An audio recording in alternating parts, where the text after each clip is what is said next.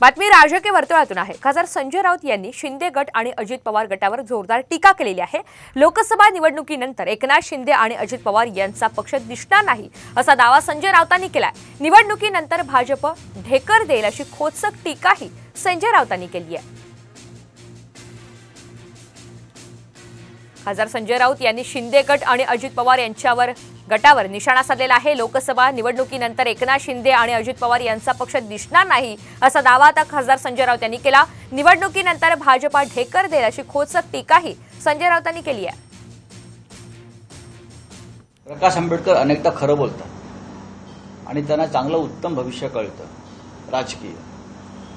आम्ही सुद्धा गेल्या काही दिवसांपासून हे सांगतोय, लोकसभा निवडणुकीनंतर महाराष्ट्राच्या राजकारणामध्ये एकनाथ शिंदे आणि अजित